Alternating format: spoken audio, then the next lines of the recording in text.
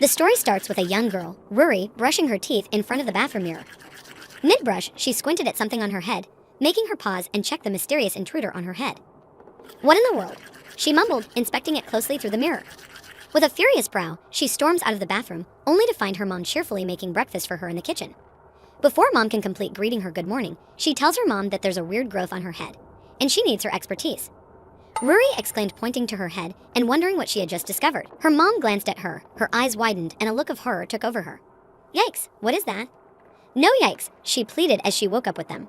Her mom asks if they grew on her while she was sleeping, to which she gets a reply that she has no idea as she was sleeping. Her mom pondered for a moment. Then she suggested that maybe those things on Ruri's head were horns. Ruri looks genuinely puzzled after hearing the term horns. She asks her mom why would these horns pop out of nowhere. Her mom explains that she is not a complete human as her dad is not a human. So that's why she thinks that she got them from. And with that, Ruri embraced her newfound horns with a mix of confusion. Her mom gives her the toast she was preparing for her. Ruri sits down to eat her breakfast, still confused about what had just happened. She asks her mom if they are genetic. Her mom replies and tells her that they are genetic indeed. It's a family heirloom. She adds that she never thought that they would grow overnight. Ruri, confused and puzzled, asks about what kind of horns these are anyway, to which her mom tells her that they are Ryu horns. After that, she eats her toast quietly for some time while thinking about the horns. She just realizes what Ryu is. She asks her mom what was the name of the horns again. She tells her again that they are Ryu horns. Ruri tries to digest the truth before her mom tells her that they are dragon horns. Ruri says she wasn't asking for the English word for it. Ruri's mom explains to her that she is half human, half dragon, because her dad is a dragon, while she munches on her toast, confused about what to think. Ruri fought back a giggle with disbelief. She thinks about how it is possible to have horns, her being half dragon. She thinks that her mom is joking. Her mom shoots her a look and tells her that she is not joking. Those horns are real, and her being half human and half dragon is the reason behind it. Ruri scratched her head, still processing the absurdity of the situation. Her mom explains that there were so many times she thought about telling her, but it didn't seem right to force the issue. Ruri ends the surreal conversation between her and her mom with a simple okay, while still processing everything.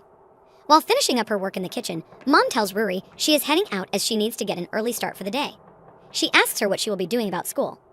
Before she could respond, mom answered her question, saying maybe she should stay home for obvious reasons. Ruri completes eating her toast and says that she does not know about skipping school. Ruri, still processing the horn revelation, shrugged, saying she did not know. It's just horns. It's not like she has sprouted wings or anything. Her mom, already halfway out the door, calls back and tells Ruri to treat it like any other day. People won't make her vanish from the world because of a couple of horns. Ruri hesitantly asks if she should go, to which her mom gives her surety. Mom tells Ruri she is going to leave now. She tells her to give her a ring if she needs her. Just as her mom slips on her shoes, Ruri blurts out, "Wait. Is her dad a dragon?" Her mom agrees by nodding her head. She tells her they will talk about it later as she has to go now. Before Ruri can complete her sentence, her mom leaves the house, slamming the door behind her. This makes Ruri behind alone to grapple with the reality of her newfound horns. She glanced at her mom's shoes and realized she hadn't worn the usual shoes. Something is not right, but there is no time to dwell on it. Ruri thinks about what to do now. She decides to stick to her normal routine and decides to go to school. She hurriedly gets ready for school, throws her uniform on, and rushes to wear her shoes. She bets that Yuka is already waiting for her. She wears her shoes, quickly comforting herself that she will probably be there on time. She takes a last look at the mirror before leaving it, sees those horns, making her think that people are going to notice for sure. She cannot exactly hide what's growing out of her skill. She runs out but remembers that she has to lock the house, so she goes back and locks it up and heads out. As she dashes out, the weight of her horns presses on her mind. She keeps thinking about the truth on her way to school. Does she think what even is a dragon? Is it a fictional monster? But her dad is a dragon. She thinks what she is now is her mom is a human and her dad is a dragon. She thinks that her mom had used a Japanese word at first, Ryu. She thinks there is some difference between Ryu and a dragon. She guesses the traditional Ryu is more like a koi fish. Her head is spinning around her reality, but then she decides to not waste her brain cells on it anymore. She finds Yuka on her way. She rushes towards her, calling her name with happiness. Yuka's eyes are widened as spots Ruri approaching. She asks Ruri what happened to her head. She asks if those things on her head are horns. Ruri catches her breath and manages to gasp out she is on time. She tries to divert attention from the horns, but Yuka's shock persists, but she nods, acknowledging Ruri's punctuality. She asks again about the horns. Ruri, still catching her breath, tells her that she woke up like this. Yuka squints, clearly not buying it. She asks if she is feeling okay. Ruri hesitates, unsure about how to answer. She says she guesses she is alright. Is not able to answer that question, but says she guesses she is alright. Yuka, confused but supportive, decides to leave for school together. On their way, Yuka, not being able to resist her curiosity, asks if the horns are sprouting out of her head. Ruri sighs and tells her that she is not 100% human. Yuka's confusion deepens even more, but the two friends manage to take the train on time and snag a seat, which provides them with a momentary escape from the looks around them. Sitting down, both the girls are unsure about how to navigate the situation that has occurred out of nowhere. Ruri breaks the silence and asks Yuka if she thinks dragons exist. Yuka quickly denies it, saying she does not believe in dragons. She tries to continue their previous conversation by asking if Ruri is a human indeed. She asks if the dragon has something to do with her new look. Ruri, irritated by the questions, denies abruptly and tells her that there is no way. She adds that it is just a bunch of nonsense. Yuka does not buy it again and asks her if she is telling her that she is a dragon. Ruri tells her that she is not a dragon, but supposedly her father is. Yuka does not believe any of it and asks her to stop saying all this. However, she is not able to accept those horns. She asks if they are real and a part of her, while touching the horns to assure herself that they are real or fake. They reach their school and go towards their class. Ruri gets nervous and tells Yuka that she is feeling all around her staring at her. Yuka reminds her that it is too late to care about it now. She adds that Ruri could have stayed at her home today. Ruri tells her that she thought about staying at home. Because of not being able to do anything about those horns on her head, she decides to try not making a scene. Both of them enter their class and greet each other. When Ruri enters her classroom, everyone is shocked. Everyone is puzzled by her new look. Some tell her that she has cool horns. Some are questioning why she has horns on her head. She gets irritated by so many looks and comments on her looks. It did not take long to notice the new look of Ruri. She tells everyone to quit it. She tells them not to look at her. She tries to go to her seat and sit to start the day. However, she has to face questions from many people. A guy asks her what's with the horns girl, to which she gets more irritated. She tells him that they are growing out of her. She adds not to call her girl. Her classmates question how the horns started growing out of her. She does not know how to answer that question, so simply says that she does not know. Someone commented that they wish to have the horns. She is very irritated by the questions she is getting from the boys. She takes a deep breath and takes her seat. Soon, it's time for class. The teacher entered the classroom greeting everyone with good morning. This makes everyone sit on their respective seats. The teacher takes a look around and is shocked to see Ruri. He asks her if she would care to explain the horns on her head. She is left with no choice but to answer the question. Everyone is listening carefully to know how did the horns ended up on her head. She stands up and answers by saying that when she woke up, the horns were there on her head. This makes everyone more confused and puzzled. A boy sitting in front of her teases her by asking if she is trying to make a bold new fashion statement. She shuts him off by telling him that no one wears horns for fashion. The teacher interrupts them and asks her if those horns are growing out of her. She nods, agreeing to the question. The teacher asks if she is all right other than the horns. She does not know what to say but tells him that she is fine. He is relieved to hear that. However, Ruri's classmates are still not able to process the horns and try to tease her for her new look. They ask if she is sure that she is fine, but before she can reply to the question, the teacher ends the discussion of horns by saying that they can discuss more about the horns and Ruri's new look later. He then tells Ruri to speak up if there is anything wrong. He changes the topic and tells everyone to start the homeroom. Ruri has never seen such an easygoing teacher. He is nice enough and he seems open-minded, but he is so lackadaisical. However, she thinks that he is fine as he is not making a scene about her horns and stops thinking about it while the teacher is taking attendance and asks about Kaneo being absent. Nobody is freaking out anyway. The session continues afterward and she focuses on her studies. In the second period break, she has to face the horn situation again when a girl asks about the horns again. She asks if she could touch the horns, which makes Ruri awkward. However, she has no choice and allows her to touch her horns as she had already let Yuka touch them. The girl asks if they are growing out of her head. Ruri agrees and says that it does seem like it. The girl comments that it is quite freaky to have horns growing out of her head. Ruri agrees with the statement. She keeps touching the horns. She comments again about the horns and that they are hard. She adds that Ruri could easily vanish someone with these horns. Ruri gets irritated by the questions and requests that she cannot say such things about her horns. The girl says that the horns look cute, which makes Ruri question how could they look cute. While the girls are talking, a guy interrupts them and asks Ruri if he can feel the horns too. Another one behind him asks the same question. There is no end to this. Ruri gets annoyed and tells them that the boys cannot touch her horns. The boy gets angry and asks why would she make such a rule. He asks her to let him touch the horns. Before she could say anything, another guy asks from behind if she had grown horns. The girl standing next to Ruri answers him and tells him it is true. He asks if they are popping out of her head. He questions how it is possible and without waiting for an answer asks again if he can touch them. She gets irritated by everyone wanting to touch the horns as it is a whole crowd now. Another girl asks how she has grown horns. She tells her that she is not sure how they grew out. Someone comments that she must be one of those semi-human types. She says that there is a possibility that it is true. Two more girls come to her and ask her if they could take a selfie with her horns. They don't wait for her answer and start taking a selfie. She requests them not to post it anywhere, but they are too busy with taking selfies with her horns. Just then, the teacher comes into the class. When he looks at the students, everyone is trying to take a selfie with Ruri. Ruri asks for help when she sees the teacher. He asks what is going on in the classroom. Someone answers and points at Ruri, saying that she has real horns. This makes the teacher interested in her horns too. He tells them not to leave him out of all the fun and like that Ruri has another fan of her horns. During the break time, Ruri sits down to eat some food. She opens the food while complaining about the whole day. She says that the whole day so far, she had to talk with kids she had never spoken 2 words before. Yuka questions what's so horrible about that. She tells her that it could be good for her to talk to more people. She adds that she knows that it is not her favorite thing in the world, but they are in high school now while offering her strawberry. She tells her that she's not interested in chats while eating the strawberry. Yuka asks if there are any changes besides the horns, which Ruri denies. Yuka wonders why it's just horns. She makes a good point. Ruri has only got these horns. Her dad is supposed to be some dragon, but she is human except for the horns. She had expected some other features. Ruri is eating her food when she sneezes. Yuka asks if she is alright. Ruri says that she thinks she is sick after all the sweating. After the break, Ruri heads down to her table in the classroom to take some rest. Suddenly, the teacher asks her if she is enjoying her nap during the class. This makes her wake up puzzled by what is happening. She heads up with her hair all messed up and apologizes to Sir for sleeping. He asks her why she is wearing a pair of horns. She is about to tell him about the horns when he asks her to read the next section. She asks the girl sitting next to her where they are in the reading. She tells her to read page 28. The teacher asks her to stand up. She quickly opens the page while also trying to stand at the same time. She is about to read when she encounters an irritation and ends up sneezing loudly. The sneeze comes with fire, causing her book to burn along with the hair of the boy sitting in front of her.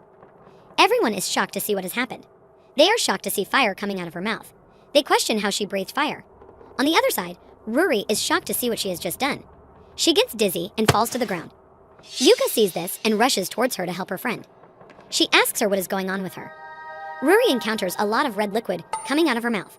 This makes Yuka panic even more. She asks what is the matter with her. Ruri coughs because of all the red liquid coming out of her mouth. Her throat is burning. She tells Yuka that she is fine, it's just that she feels her temperature is too high. Yuka tells Ruri that she is not fine as she does not buy what Ruri said after seeing what had just happened. Ruri tries to say something, but before she can say anything at all, she passes out panicking Yuka and all the other classmates. She is sent to be taken care of. Her mother runs towards her to meet her daughter. She finds the room where Ruri is resting and enters by apologizing for being late. She explains to the nurse that she is Ruri's mother. Ruri sees her and asks her if she has decided to come after all this time. Her mom asks what is up with her. She says that she is just swapping friend information in this game that she is playing with the nurse.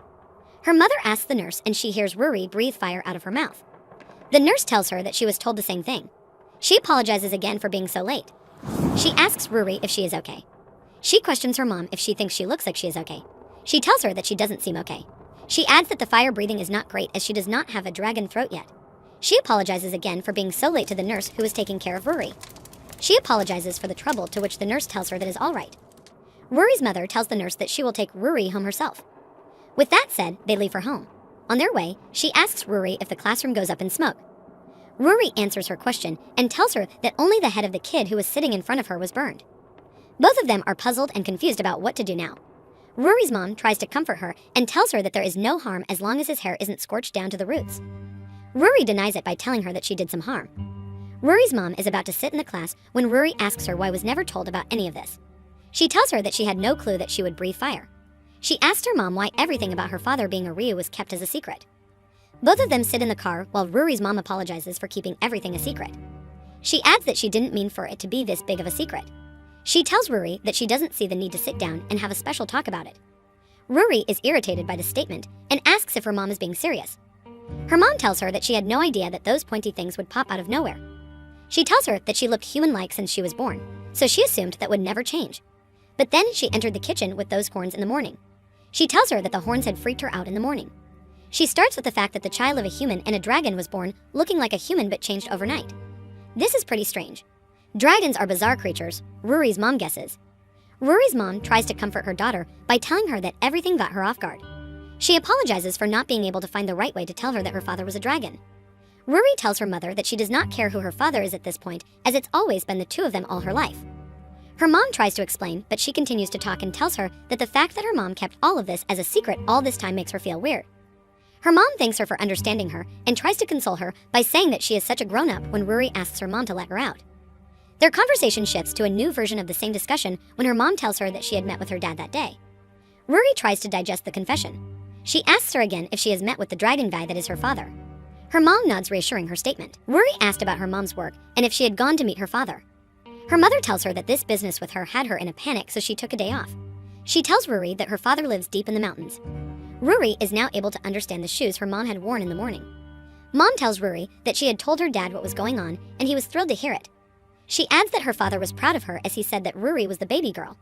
She tells Ruri that she couldn't seem to care how she felt. She guesses even a dragon is glad to know that his child is growing up, while Ruri tries to digest her father's talk. Her mom tells her that she didn't know anything about dragons, but now since she did her homework today, she will teach her everything there is to know. Ruri cleans her nose while staring at her mom, contemplating about what to say. She then tells her mom that these lessons could have some sooner and would have saved her trouble. Her mom agrees and tells her to keep it in her mind for the future. Still, this was bound to happen, whether she was in the loop or not. Ruri gets a notification on her phone. She checks it out and sees Yuka's messages telling her that they are all good. She tells her that the boy, Yoshioka, whose hair on the back of her head was burned, is also fine. She breaks the news to her mother that Yuka is saying the classroom has survived. Her mother is relieved to hear that. She continues chatting when Yuka sends a picture with a description saying that Miyashita sent her this today. The picture is the same selfie Ruri had requested not to upload or share anywhere. She laughs and says that it has got nothing to do with the horns. Her mom peeks at her phone and sees the picture. She asks if it's her and her little pal. Ruri gets awkward and asks her not to look at her phone. They continue their question on their way back home. Ruri asks her mother if she could tell her what's the difference between a dragon and a Ryu. Her mom replies by saying it's not an easy question. She is not able to put it in clearly, so she decides to talk at the dinner about it. They reach their home and open the lock to enter. Ruri's dragon properties till now are horns and flame breath. Her mom asks what she wants to eat today. She answers by saying she wants curry. Her mom asks if that will affect Ruri's burned throat. However, they continue their routine normally for the day. Ruri finds herself in the backyard, determined to master her newfound dragon skills. She tries to make herself sneeze, hoping to trigger another burst of flame. However, she concentrated, wrinkling her nose, but to her disappointment, only a wisp of flame flickered from her mouth. She asks her mom if she saw anything who is sitting at a safe distance from her. Her mom squints and tells her that it is just a little spark. She asks her to keep trying. Ruri sighed. She was getting tired now as she continued her attempts. She tells her mom she is tired of this practice. Her mom tells her to not be silly while maintaining a serious tone. She tells her that they can't just ignore this. If she is not able to control her fire-breathing skills, it will be a big problem. Her mom tells her that she must learn to trigger the fire herself. Otherwise, it will cause them serious trouble if she breathes fire again randomly. She adds that she cannot go to school until she learns to trigger the fire herself. Ruri takes a deep breath, ready to give another shot. She concentrates and tries to summon the flame, but fails miserably. The first burst seemed like a distant memory. No matter what she did, she wasn't able to breathe fire again. She cannot help but wish she could go back to her regular life when she was not able to breathe fire. Little did she know, the journey to control her unexpected dragon abilities was just beginning. This morning, Ruri is eating her breakfast like normal when her mother comes into the kitchen. She asks her about her burns. Ruri tells her that they are all healed, she thinks, as the scars are almost gone. Her mom is relieved to hear this, but also curious. She tells Ruri that she must have inherited her father's healing abilities too. Dragons are surely something else. She says that she will have to thank him got this too. As Ruri's mom took some food out of the pantry, she had a concerned look on her face. She glances at Ruri and says that burns don't usually heal in 2 days flat. Ruri nods, agreeing and acknowledging the truth of her mom's words. Her mom asks if she has been able to breathe more fire since then. Ruri answers by saying that she was not able to breathe, not even a little. She even tried sneezing, but it doesn't trigger it anymore. She wonders what the initial fire breathing was all about. Ruri, feeling a mixture of frustration and relief, says that she doesn't mind if she is never able to breathe fire again. Her mom, now in a slight panic, says that this is not good as fire came out of Ruri's mouth, which tells them that it is genetic. She adds that sooner or later there will be more fire. She comforts both of them and says that it's okay, their first task is to figure that out. This brings us to the presents where Ruri is trying to breathe fire and practice her skills. Ruri tells her mom that she is so over this. She is tired of practicing breathing fire. She says that she believes it has nothing to do with the sneeze. She questions why the fire is not coming out after all the hard work. Her mom comforts her and tells her that maybe she is out of fuel. She tries to lift Ruri's mood by saying that they should take a lunch break and eat something. They both agree and take a break. Ruri asks her mother what got her into a picnic mood while eating their food. Her mom tells her that they all need to take it easy now and then. She adds that they don't get nice weather like this every day. Ruri, tired of everything, tells her mom that she is not into this, coughing up red liquid, and pain. Her mom consoles her saying she will be fine. What happened to her was a normal reaction. Ruri, irritated by her new reality, questions her mother about her father if he had discussed anything about how to breathe fire. Her mom denies it and says her dad had said nothing about it. With the fire and other things, it is only natural that she won't know how to control them at first, because Ruri's anatomy is fundamentally human. But none of these changes are abnormal as they represent growth. Her body is sure to adapt to the changes. Of course, this all depends on what's been passed down. Ruri's mother remembers the talk with Ruri's father. Her dad had said that he is not certain what Ruri is going to inherit, but whatever she does happen to inherit from him, those become traits. He had said to let Ruri be free. Her body will learn to make those traits her own. He had advised me to rest easy and to be rest assured. Ruri, mom tells her that her kind also has explosive discharges from the lower end. This is what her dad had told her. Ruri is disgusted by hearing that. She tells Ruri that she is getting sick of his nonsense, so she goes off on him. She had said to him that after she tracked up this mountain, he got to be better than just talking. Ruri stops eating for a moment. She then asks her mother if they both argue. Her mom tells her that her dad doesn't stop for 2 seconds to think about how stuff impacts their human lives. So sometimes she needs to beat some nonsense into him. Ruri thinking about her mom behavior towards her father is beautiful. She gets interested in knowing more about her father. She asks her mom what her father is like. She wants to know what kind of a dragon he is. Her mom asks if she wants to just meet him. Ruri excuses themselves as she does not know what to expect, what kind of a monster he would turn out to be. They talk more about him when her mother explains he is only a monster on the outside. From the inside, he is not so different from a person. She tells her that this also explains why she is mostly human. Ruri eats quietly for a while, but then stops abruptly. Her mom notices her and asks what's wrong. She tells her she is having a feeling she is getting warm. She thinks that this is going to happen. Her mom hypes her up and asks her to get going and try again to breathe fire. Ruri runs far away from her mother to a safe distance. She stops and catches her breath, summons her courage, and tries to breathe fire again. She thinks it seems mostly human to her mother when she breathes fire. She concentrates and breathes out heavy fire from her mouth, making her mother proud. She yells from behind with excitement that it is a big fire breath. On the other side, Ruri, feeling a mix of emotions, cries out with excitement as it finally happens. She was able to breathe fire again. She turns around and runs towards her mom, shouting with excitement, saying she did it. Her mom congratulates her on her success. When she approaches her mom, she finds her mother happy with her clan and nice fire breath. However, Ruri asks why it just pops out like that. She then notices and finds out she has no pain at all after the fire breath. Her mom tells her with joy that her throat must have adapted. It was still a human throat the other day, and she gave it a real scare. Hence, she had to go through pain and red liquid. Her mom is very pleased with her success, and being a typical mom, she encourages her for her work and grades her fire breathe. Ruri gets irritated by her mom for grading her fire breathing. Her mom tells her that this should be the end of the random misfires, but she probably won't have perfect control over it just yet. Ruri does not want to end the session now as she is getting the results. She asks if they are done already. Her mom asks how her body is feeling. She asks if Ruri is having any strange sensations. Ruri tells her that she is feeling fine, but she does feel refreshed. On their way back to the car, Ruri questions if being able to breathe fire could be fun. Her mom tells her that it might be very difficult in the future. They don't know what the future holds anyway. They enter the car when her mother tells her that they are going to their next stop. Ruri asks if they got more work to do, to which her mom agrees. The next stop was a trip to the clinic where Ruri was examined the day she burned herself. She was told that a friend of her mom runs it. Somehow, they have some experiences with the dragons. So they will be making regular visits so they can check for any weirdness. After that, they stopped by Grandma's house for a chat about what's been going on. Ruri's mom enters the house saying that it's her. Someone from inside the house asks her to at least knock. They enter the house when she hears the same question about what's with the horns.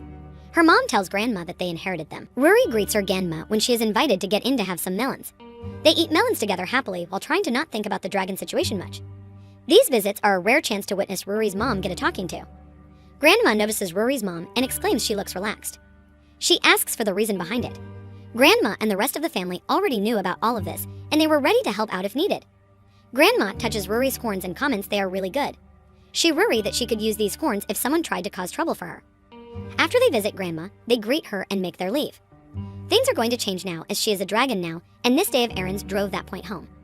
After that, Ruri and her mother go to their next stop, which turns out to be the grocery store. While shopping, Ruri tells her mother they still have their leftover curry. Her mother asks if she would like to have curry with melted cheese on top. They keep shopping when Ruri questions what she is going to do from now on. Her mother asks what she is talking about while also looking at the sale. Ruri explains she is asking about the school as she hadn't gone to school after her little incident. She questions if she can go back like nothing happened. Her mom tells her that there is no big deal in going back to school after everything. She tells her to let her know if there is more trouble as she will handle it. Her mother comforts her and tells her that she can control the fire now, so there won't be any issue with that when she heads back to school. She then tries to lift their mood by saying that it's a different story if she is not willing to go to school. Ruri replies by saying that it might be tough to pretend that nothing happened.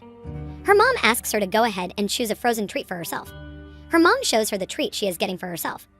Ruri is intrigued by it and wants the same treat now. She says that she will go back to school if she is allowed to have the treat. Just then, Yuka spots her. She calls her out by her name, Ruri. She comes towards Ruri, saying it's funny that they are bumping into each other at the grocery shop. She asks how her burns are now. Ruri replies and tells her that they are all good now. She had recovered from the burns in 2 days. Yuka tells her she is worried as Ruri wants to come to school. She is glad to see that Ruri is doing all right. It is awkward for Ruri to run into Yuka when she's been playing hooky. Yuka gets worried when she realizes that her mom is nowhere to be found. She says that she thinks her mom abandoned her and takes her leave to look for her. They greet each other goodbyes before Yuka tells her she will see Ruri at school. Ruri, still thinking if she should go to school, waves her hand to say bye to her friend while questioning what she should do about the school. She is a little hesitant to go to school after the fire breathe.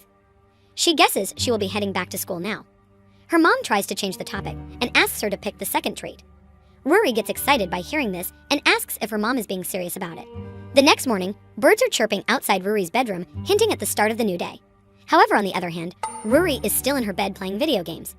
Her mom comes into the room to check up on her and finds Ruri still in her bed wasting time. She makes her get out of bed and asks her to at least put on her uniform, as it will get her in the right headspace for school. Ruri is in no mood to go to school to face her classmates and their questions. She tells her mom she does not want to go to school while taking out tea for herself while sitting on the dining table. Her mom tells her that it's been 3 days since she changed her tune and said that she would go to school. She tells her that she will regret it if she stays at home anymore, so there is no excuse anymore for her to not go to school. Ruri replies and says that she wasn't expecting the burns to heal in 3 days. However, her mom cheers her up for her quick recovery. Like her mom had said earlier, dragons heal faster than humans. She guesses that any deep wound would heal in 3 days when it comes to dragons. Her mom tells Ruri that she might have inherited another trait from her father, which is to be shut in. She asks her to think about overeating. Ruri picks up her phone after hearing a notification message. She is sweating after seeing what's on her phone.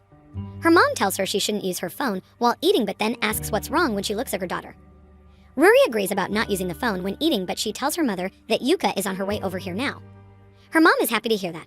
She tells her that now she can go to school with her friend. Ruri excuses herself again as she is not in the mood to go to school. Her mom reminds her that she had said something to Yuka. She does not remember anything saying to Yuka and asks about it. Her mom pulls her leg by saying maybe she mentioned how she was whining and moping about not wanting to go to school. Ruri gets irritated by this and tells her mom it is not cool to say such stuff to someone's friend. Ruri's mom reminds her that all her friends are very sweet and caring. Each day, she keeps deciding to stay at home and not go to school. This may cause another one of Ruri's friends to show up on their doorstep asking about her. Ruri is about to cry as she does not want to face her friends or go to school. Someone rings on their door. Ruri's mom thinks that it is one of Ruri's friends and they both go to see. On the intercom, it can be seen that it is indeed one of Ruri's friends. It is Yuka standing outside their door asking if Ruri is at home. Her mom tells her she is at home while Ruri keeps asking her mom to say that she is not home, but her mom ignores her. She tells Yuka that Ruri will meet her in a few minutes. She tells her to hang on till then as she is still working on breakfast. She then looks at Ruri and tells her to hurry and get ready for school as her friend is waiting outside the door.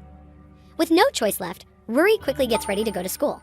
While wearing shoes, she tells her mom she does not like this at all. Her mom assures her that she will be all right. She tells her that getting up and out is the hardest part. Ruri takes a deep sigh. Her mom notices it and asks if it's that bad to go to school. She says to Ruri that she does not have to go to school if she doesn't want to. Who cares anyway? She isn't half human after all. She shouldn't burden herself, Ruri's mom says. Ruri takes her bag and tells her mom that she is going now as Yuka came for her and has been waiting for her outside.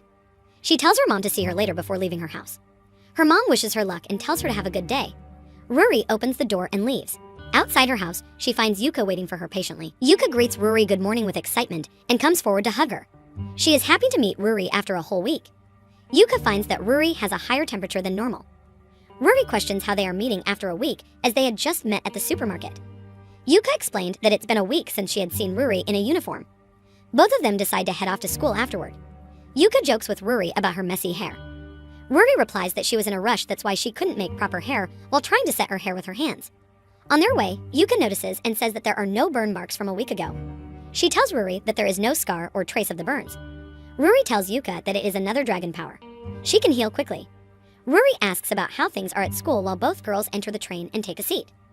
Yuka asks what things Ruri is asking about. Ruri replies and says that she is asking about things like the fire shooting out of her mouth. She wants to know if anything is going on in school regarding her. She asks if everyone is terrified of her after her fire-breathing stunt. She asks if she should even go to school. Being half human and half dragon is not easy to handle for Ruri. Yuka comforts her and tells her that there is no such thing. She says that Ruri should be coming back to school sooner than later. She tells her that everyone has been grilling her because of Ruri's last school day. Everyone keeps asking how Ruri is. People ask Yuka if she knows Ruri's true identity. She tells her that it is normal for kids to talk, and the leading theory is that Ruri is bio-organic or a demon who likes to eat her fellows. Ruri tells her that there is no such thing and asks Yuka to give her a break. Yuka assures Ruri that no one is scared of her. Instead, everyone is intrigued by her, and the rumors only get crazier the longer she stays away from school. Everyone is eager to find out which theory is correct while Ruri is puzzled by what to expect of the people at school. Soon, the girls reach their school. They enter the building and walk towards their class. Ruri is getting irritated by the stares she is getting. She is tired because of the stares at her because of her horns. Yuka tells her to move it or lose it. She calls her the bio-organic aiming machine, which irritates Ruri even more. She asks Yuka not to call her with such names. They come close to their class 1 to 3. Someone from behind Ruri greets her with a hey. It turns out it is Yoshioka, the boy who had her hair burned because of Ruri's fire breath. She greets him back with a good morning. After looking at him, she notices that his hair is shorter than usual. He asks her if she is heading inside the classroom. She agrees and all of them enter the classroom. The people inside the class are shocked to see her. They tell each other to check it out as Ruri is back. Ruri, on the other hand, is nervous about the encounter with them and hides behind Yoshioka. A boy asks her if she is a bio-organic aiming machine. The boy next to him asks him to stop it as he can't just ask a girl such a question. People question which theory is correct once she's inside the class. Someone asks if she is a time traveler, while others believe in a mad science experiment gone wrong. Ruri does not know what to say as she is unable to understand what they think she is. She puts her back down and asks Yoshioka if he has a haircut. He tells her he did after she burned half of them. He asks her not to breathe fire again on him. She apologizes for her fire breathing and burning his hair. He tries to comfort her by saying that his hair was getting longer anyway, so he had to get a haircut sooner or later. He tells her that he didn't get burned, so it's fine. He asks her if she is doing okay now. After spitting so much red liquid out that day, she tells him she is fine now. The boys come close and ask questions about her last day at school. They want to know what happened. They want to know which theory was right about her. A boy asks her to help them settle their bets regarding theories about her. He tells her that he is hardly able to sleep anymore except for when he's at home at night, to which another boy replies and tells her he does not see the problem in that case. Ruri is nervous about what to say. They are asking her to help them settle their bets. So she tells them that she is not a bio-organic aiming machine. She says that if they want to know, then the truth is that she is a dragon. This shocks everyone. The boy shouts out loud saying that this is very cool, making others ask questions and comment about her too. Someone says, so that's the big answer, while someone else says that he never knew that was even possible. They ask her what it means. They tell her they had thought she was not a human. She replies and tells her classmates that her father is a dragon. She adds that she is a mixed species kid. This makes everyone more interested in her story. People comment about her again, saying that it's awesome to have such uniqueness. Someone comments on her mother, saying she might be one special lady. With that, it's time for their first class. The teacher enters into the classroom. He finds Ruri in the class and is glad to see her back to school. The students start rushing back to their seats when he tells them they don't have to go back to their seats as they still have some time. He comes towards Ruri and asks her if she is going to be all right today. She tells him she would be fine, but then asks if he thinks it is okay for her to be here at school. He tells her that it is completely fine to be here at school. He tells her that her mother had already told him about it before the school year even started. She asks if he already knows, trying to digest the news. He agrees and gives a nod. He tells her she is far from the first case of someone in society who is different from the average person. He says that breathing a little fire is nothing to make a fuss about. The world is full of all sorts of living things. He adds that some take issue with those who are different. It is better for everyone to just get along. With that said, he tells the class that they are going to be starting the homeroom a little early. He asks them to sit on their seats. The class starts, and he notices that Kanio is absent again. After the class is ended, Ruri sighs in front of Yuka. She complains about not being able to keep up with the class. Yuka tells her that it is because she was not coming to school for a week. She asks if everyone is understanding what's happening in the class. She questions if she is the only one who is falling behind. Yuka comforts her and says that she knows it can be difficult as she has been through this. Ruri asks for help from Ruri, but Yuka excuses and tells her that she can't help her out. She tells her that it takes every brain cell she has to keep up with this material. She suggests Ruri to go to someone else for help. She suggests she ask Yoshioka for help as he seems quite smart. She tells her she can't ask him for help. Yuka asks for the reason, to which Ruri tells her that they're not friends, so she can't go, and asks him for help. Ruri tells Yuka that Yoshioka always tries to talk to her as he sits in front of her, but in reality, talking to boys is tough. Yuka then suggests Kashiro, the girl who sits next to Ruri and wears pigtails. Ruri asks if Yuka is talking about the girls with pigtails of 2 different colors. She says that people of such personalities freak her out. Yuka says that there is nothing scary about high energy types. Ruri asks if her name is Kashiro, and Yuka asks if Ruri doesn't know her name. Ruri tells Yuka that she has a problem with remembering names. Yuka accepts her defeat and provides Ruri with her notebook, telling her they might help her through the next few lessons. Ruri is happy to have something she could use to get back on track. She thanks Yuka for the notebook. Ruri goes back to her seat and opens the notebook, making her sweat again because of nervousness. There's so much work to do. The notes don't even help. She thinks about what to do now. Why do high schools have to be so brutal? She missed 1 week and all of a sudden everyone's speaking an alien language. As if being a dragon wasn't bad enough for her, now she has to become Urashima Taro too. Her attention is diverted from the notebook when Kashiro asks her if she might be out of the loop after not coming to school for a whole week. Ruri is stressed about what to do, but Kashiro comforts her, assuring that it's not that big of a deal as she can tutor her. She does not know whether to accept the offer or not, so she tells her that she will figure it out on her own. Kashiro gets irritated and tells her to do whatever she likes to do. Ruri gets more frustrated by the situation and heads down. Ruri asks Kashiro about spiraling everything out. Kashiro laughs and tells Ruri that this is where pride gets her. She says, why knock herself when she doesn't have much going on in her head? Ruri reminds her that she is smarter than her. Both of them start learning. Kashiro tells Ruri that they learned about cousin last week. She discusses how it leads to the answer. She tells Ruri how far they had got yesterday. Ruri understands the work, and after that, she decides to give a quick summary. Both of them work on the cosines some more until Ruri understands them fully. And like that, she is all caught up with her schoolwork. Kashiro asks Ruri if she still wants her to help her out. Ruri agrees and thanks her for helping her understand the cosine. She asks Kashiro if she likes a secret genius. Kashiro replies by saying, don't I look like it? Ruri apologizes and tells her that she is assured Kashiro is not good at her studies because of her hair. Kashiro laughs it off, saying it is mean to think or say that dyed hair makes her look like a bimbo. Ruri tries to clear it out by saying that she doesn't know how to talk with people having loud personalities. Kashiro laughs too and tells Ruri that she doesn't know how to treat her as well. She adds that she doesn't know how to treat her because of her judging people on first impression. Ruri has a problem of glaring at people, Kashiro says. Ruri asks her why she reached out to help her. Kashiro tells her that she has no idea what makes Ruri tick doesn't mean she holds it against her. Besides, Ruri is cute. She tells her that she chats with people in the hopes that weird walls would fall away. Even if it doesn't totally, still better to be friendly than be each other enemies. She then clarifies that she has nothing with Ruri.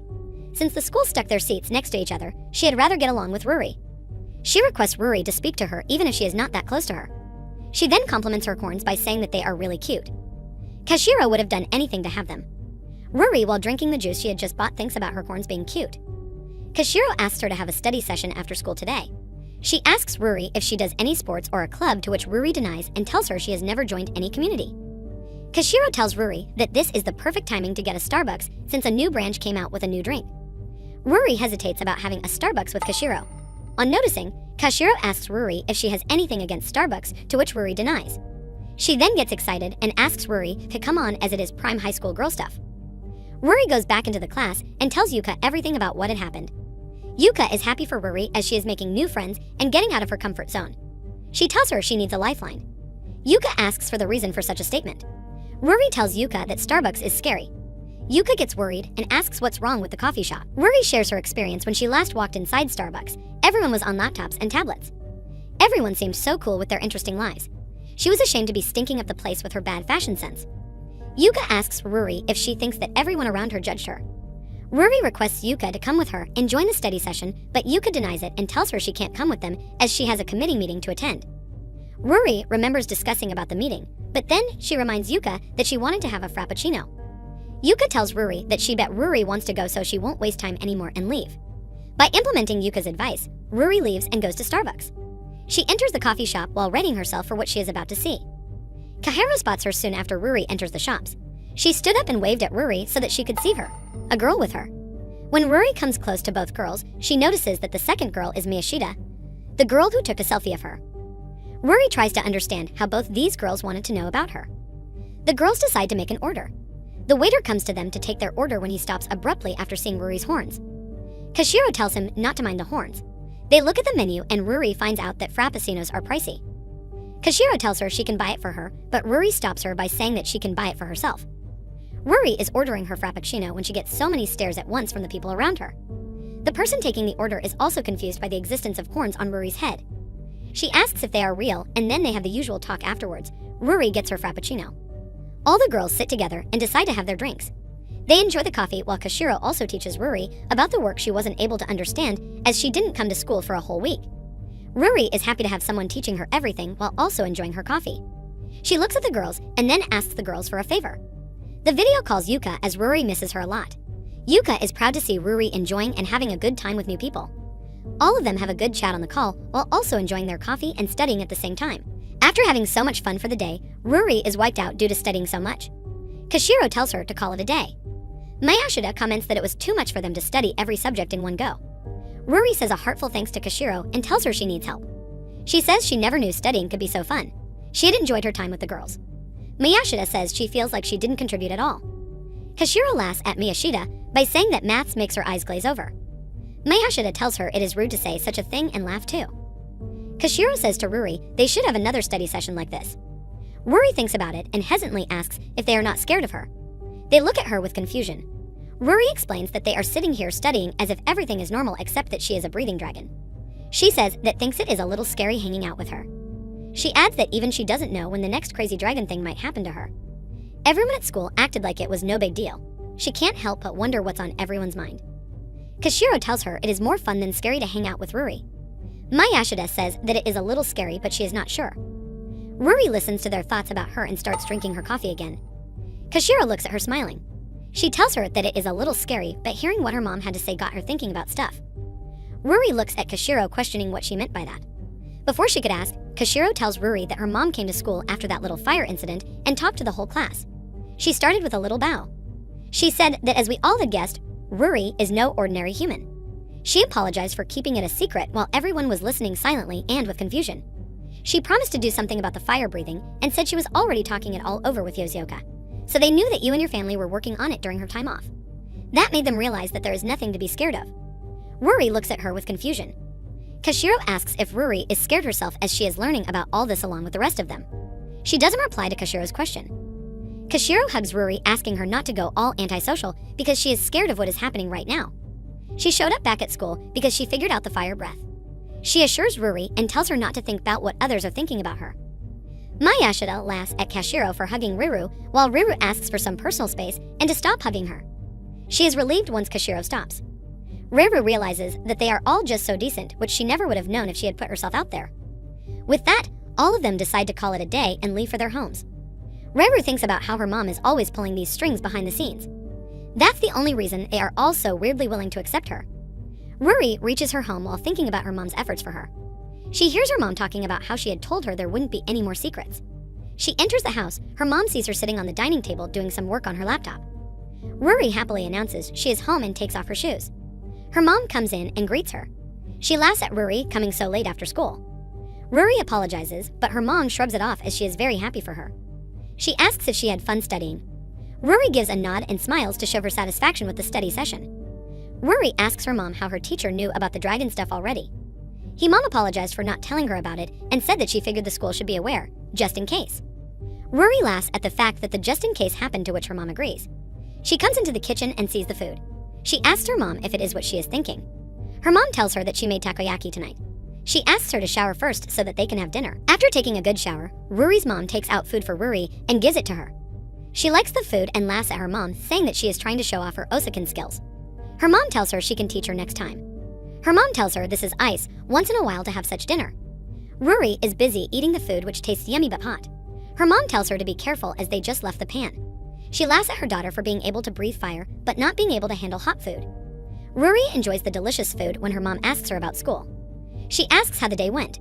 Ruri nods approving for the day, then explains that initially her classmates were calling her bio-organic aiming machine.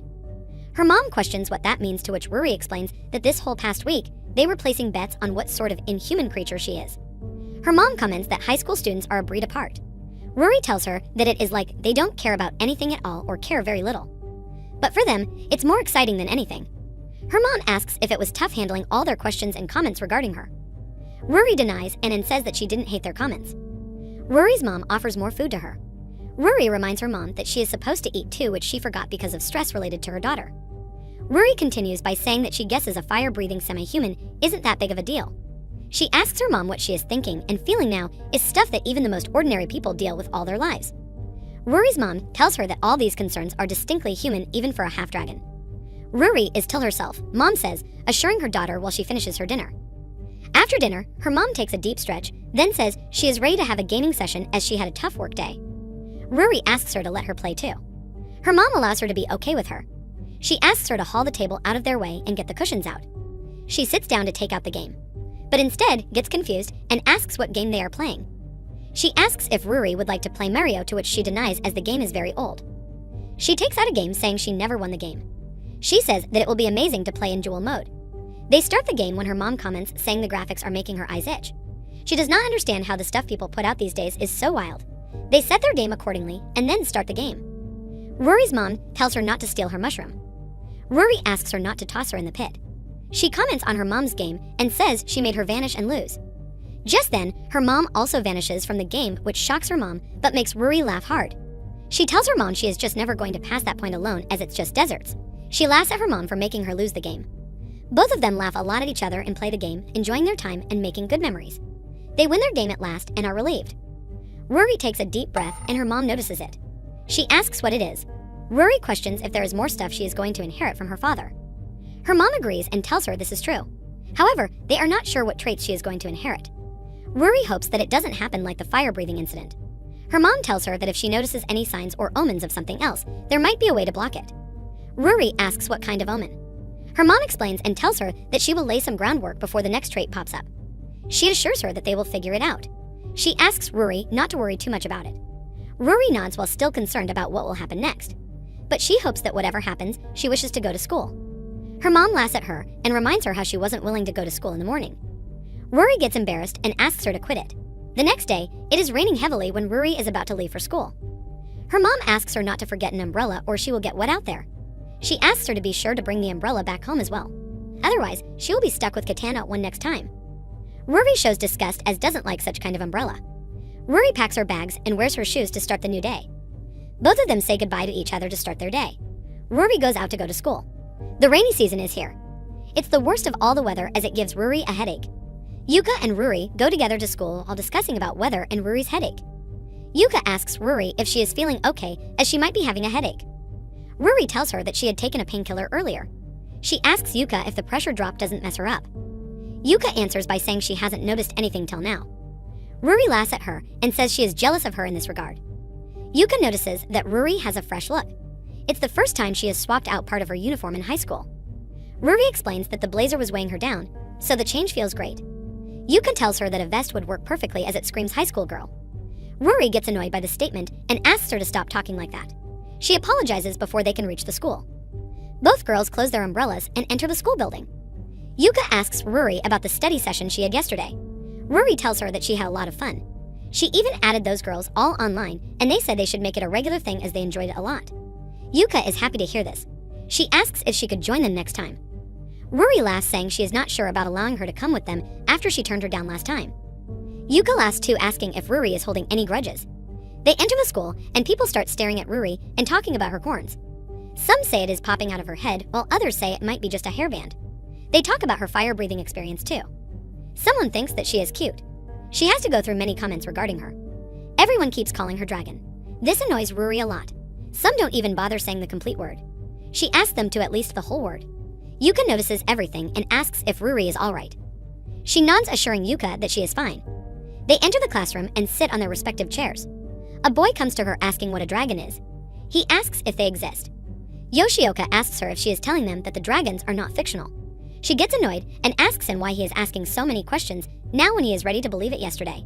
He tells her that he believes it because they got caught up in the hype. She asks Yoshioka if her mother didn't use the term dragon when she came to the class after the fire incident. He replies by saying that she sure did come to the class, but she told them to wait for the big reveal. She had told them to ask Ruri to her face, which started the whole guessing game. Ruri gets awkward and embarrassed after hearing that. Her mom was way too considerate in this matter. Yoshioka asks the question again about what a dragon is. He asks her if they are out there somewhere and what they look like. She tells him she does not know anything. She says that it's not like she ever met one. She is in the dark, too, just like the rest of them. The boy next to Yoshioka comes out with a shock, asking how come she has never met a dragon before. He asks if she is not allowed to meet a dragon, or if is it something else. She tells him that she is not forbidden to meet a dragon.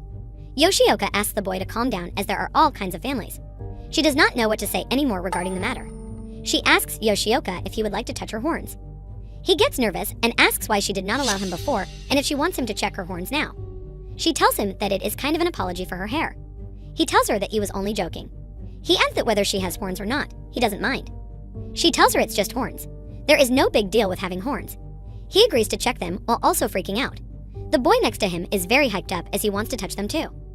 Yoshioka touches the horns and finds out they are like steel. The horns are weirdly cold. He thinks that they are very dangerous. Just then, Kashiro comes in asking him not to touch Ruri's horns. He calms her down by telling her Ruri gave her permission. After hearing this, Kashiro says she wants to touch the horns too. Ruri reminds her that she already got to touch them last week. Kashiro makes Yoshioka leave and starts touching Ruri's horns. She finds them nice and cold to touch. The boy, still wanting to check the horns, keeps asking when it's going to be his turn. Ruri permits him to check her horns. He touches them carefully and is shocked. Yuka laughs at Ruri for being so popular now. A girl says that Ruri changed a lot and pulled an 80, but Yuka denies it by saying she's always been like this. Ruri leaves with a wall, but once the wall is down she can be social. She adds that Ruri is likable. It would be great if lots of kids got to know this side of her. Mayashida says that letting others touch her horns for free isn't nice. Yuka stands up saying she will put a stop to it. She says that Ruri could use a dose of self-awareness. She then beats Ruri and tells her that those big horns gave her a big head, but she is still an amateur at socializing. Ruri tries to argue, but before she can say anything, Yuka tells her that all that skinship with boys is out of line. She adds that she thought she wasn't comfortable with boys. Ruri questions if the horns count as skin as it's not confirmed by anyone yet. Their days go by quickly afterward. During lunchtime, Yuka and Ruri sit together to have some lunch. Yuka asks Ruri what she has bought for lunch. Ruri tells her that she bought an onigiri. Yuka tells her she eats like a bird. Just then, Kashiro comes and asks if she could join them. Ruri asks about the girl who is with Kashmir. Kashiro tells her that the girl is Maida. It seems like Maida is scared of Ruri. She tells Kashiro that she would eat with other girls. She apologizes and leaves. Ruri notices everything and asks if Maida is scared of her. Kashiro apologizes and tells her it seems that way. She hopes Ruri doesn't feel too insulted. While munching on her lunch, Ruri says she can't blame the girl as she is the one who breathes fire. In some ways, she is sorry for everything. Kashiro says that it was her fault as she was the one who put Maida on the spot. She sits down and asks Ruri about her progress regarding the fire breathing. Yuka gives a good bite to Ruri to eat while she answers Kashiro's question. She says that there isn't much progress after the first time, but there won't be more misfires anymore. She tells them that she has been practicing every day, so she has pretty much control over it now. The thing is, when it is ready to come out, she can control it, but when it's not, she has no way to force it. Kashiro says that the inner workings are still a mystery, but she is glad that there won't be any red liquid, which is awesome. Kashiro asks if she added Yuka online, and she adds her after not finding her there. Ruri guesses they have never hung out. Kashiro comments to Yuka about her username. Yuka responds by telling her that it was Ruri's idea to add kanji for the floor in the username. Kashiro laughs at Ruri's sense of humor. Kashiro tells her friends that when she stops to think about it, it's pretty wild that they have got a non-human organism for a classmate. Yuka points out that Ruri is half human. Hearing this, Ruri gets why people would be scared or creeped out because of her, even if she is scared. Amid their conversation, Kashiro's eyes sparkled with excitement as an idea popped into her mind. Leaning over to Ruri, she says that they should dig into the whole dragon deal and try to figure out the deal behind the flame breath and horns. It might make Ruri's life easier, and who knows, maybe Maida might be interested in the research too. They would do dragon research together, which will not only allow them to gain knowledge, but they can also have fun as well. Ruri is intrigued by the idea and decides to go ahead and give it a try. The next class started, and the teacher droned on about math, but Yuka found it difficult to focus on the lecture. The air seemed to be charged with some unusual energy, and she noticed her hair going crazy. She looks around and gets confused when she notices that everyone's hair is going crazy. Miyashida also notices the unusual behavior of hair and suggests it might be because of the rain, but Yuka sensed that it is more like static electricity. Her attention is diverted when she hears Yoshioka laughing at Ruri, who seems to be a victim of the hair-raising phenomenon. Yuka looked closely and her eyes widened in shock as she discovered a third dragon trait. Ruri was experiencing an electromagnetic discharge, leaving everyone wondering how many surprises lay hidden in the newly found secret of Ruri's dragon heritage. Yuka is in quite a shock after seeing the electromagnetic discharge from Ruri. Yoshioka tells Ruri that something is leaking out of her. Still in shock, Ruri thanks him for letting her know even though she can see it already. Soon, everyone in the class starts to talk about her sparks. Ruri is surprised and questions if these sparks are really coming out of her. Yuka calls the teacher, who is still busy writing on the board. She lets the teacher know that something is wrong with Ruri. Ruri's classmate asks bizarre questions like if she is going to survive this. Already confused, she answers them by saying how is she supposed to know that?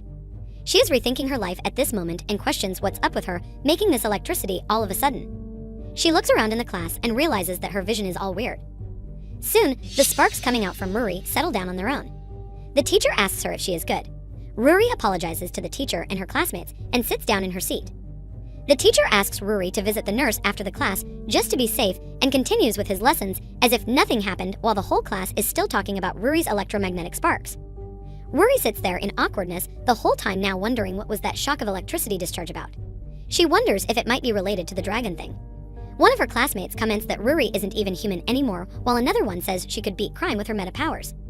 This whole time, Yuka keeps checking on Ruri as she is very worried about her. After the class ends, Yuka asks Ruri what had happened. Ruri replies saying she doesn't know anything.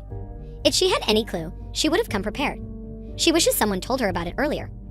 Yuka suggests to Ruri that she should talk to her mother about it. With that, Ruri calls her mom and asks if one of her dragon traits involves her body shooting off an electric spark. Her mom is shaken to know about the electricity thing. Ruri asks Yuka if she should put her mom on speaker. Yuka agrees, and then the two listen to Ruri talking to her mom. Ruri explains everything about how things went in the classroom regarding her new trait. Yuka tells Aoki, Ruri's mother, that she saw everything. The classroom was basically charged with static. She asks if this is linked to one of Ruri's traits. Still busy with her office work, Aoki asks Ruri to hold on a second and lets her know she believes she knows what is happening.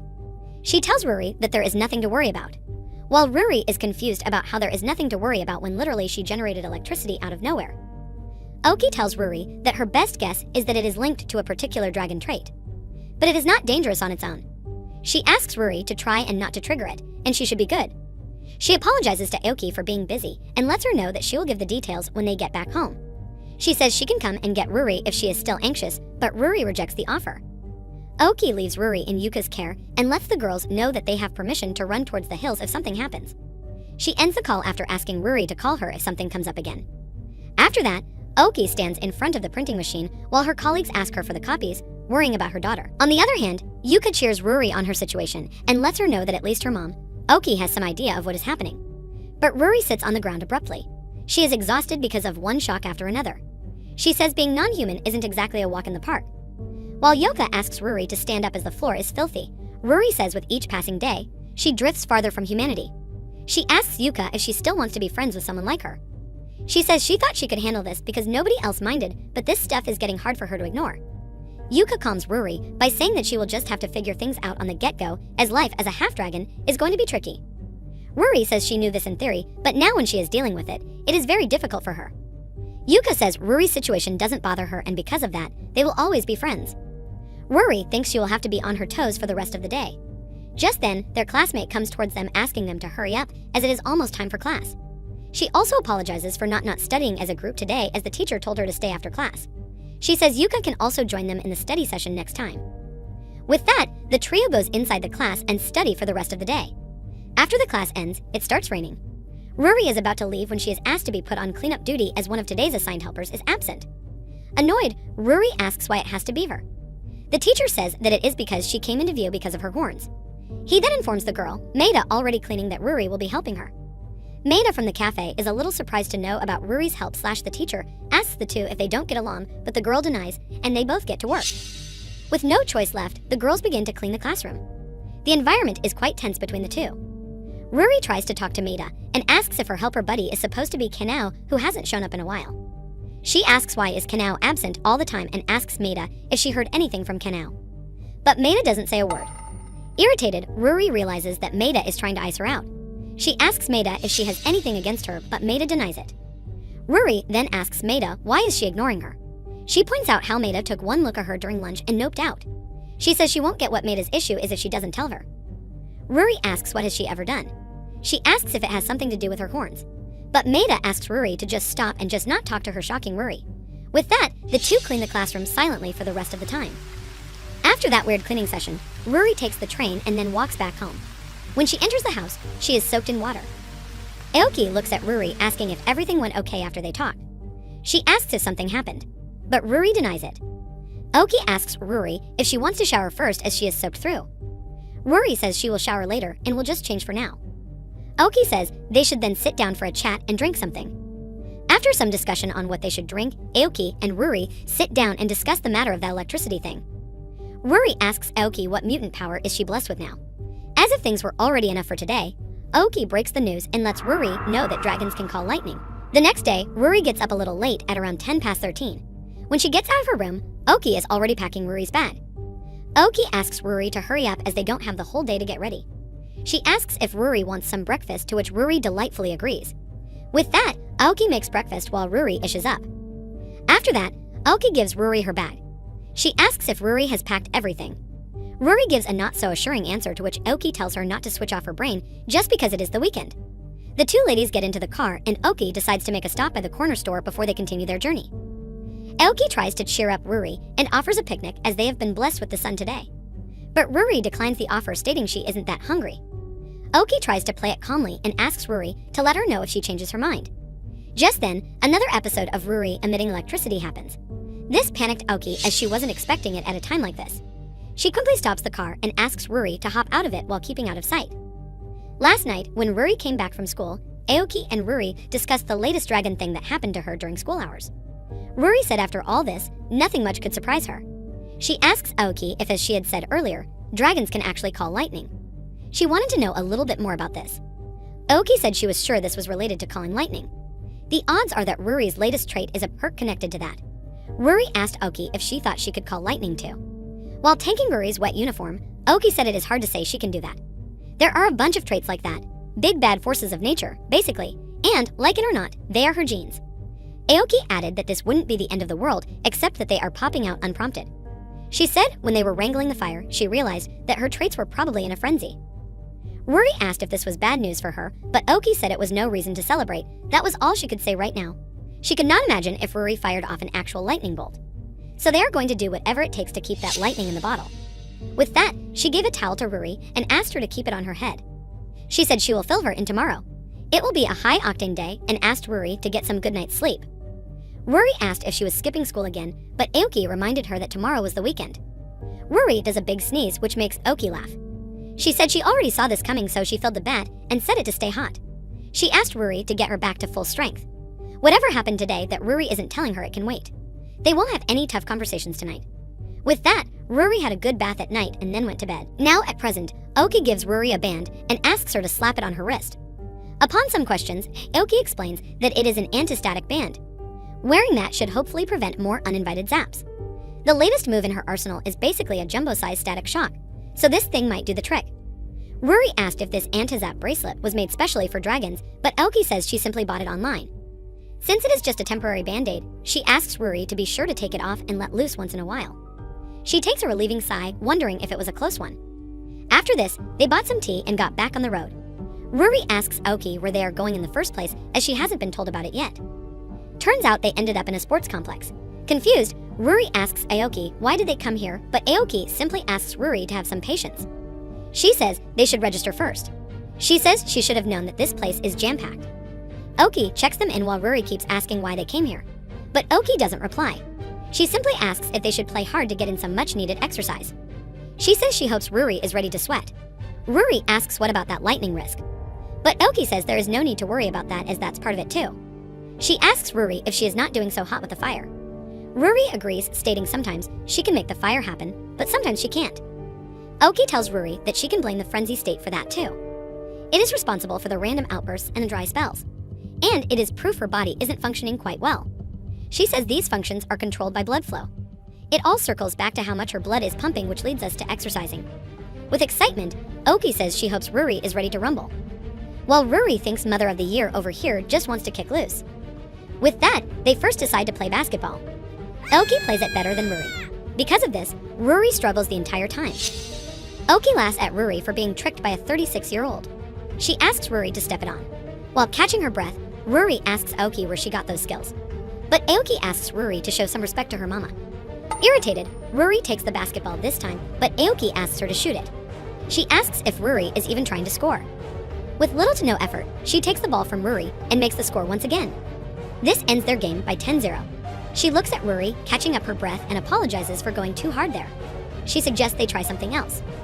With that, they decide to play badminton. But the same happens again. Oki is too good at this. Ruri thinks about how is her mom, Oki, so good at literally everything. She loses every time. She thinks she can't let Oki stomp her like this. But she guesses she hasn't seen this side of Oki in a while, and they are having fun, so she guesses it is fine. She thinks this place could be a good time with some actual friends. Not that there is anything wrong with a girl her age hanging with her mom. May this is cringe, but she will trust Aoki and give this a shot. After this, they play baseball. Again, Ruri is not good at this sport as well. Aoki says it will help her if she keeps her eyes open as Ruri shuts her eyes whenever the ball is thrown towards her. Ruri says she can't open her eyes as she is too scared. Aoki asked what can she even do. After striking out with tennis, volleyball, and soccer, she asks if Ruri really is her daughter. She tangles in and lets Ruri know how to play like a pro. With that, Ruri watches her mother play. As usual, Aoki sails like a pro champion at every game. Every ball smacks far somewhere. Annoyed, Ruri tells Aoki that she isn't looking so smug about all this. But Aoki says that is what a top batting average looks like. She asks Ruri to try it out now, but Ruri denies, stating she could never play like this. Annoyed, she asks how did Aoki get so sporty. After this, Aoki gets too tired. The game wiped her out. She asks if Ruri could have a breather. Ruri agrees as she also needs a minute. Ruri asks Aoki if she is sure playing games is helping her. She asks Aoki if she has ever seen a dragon call down lightning or whatever because it is kind of hard to imagine. Aoki says she saw it once only. They had an argument, a big one, and he clapped back with an actual thunderclap. Ruri asks if they really didn't get along at all. But Aoki says she just asked him how it worked, and he explained that dragons use thunderclouds to call lightning.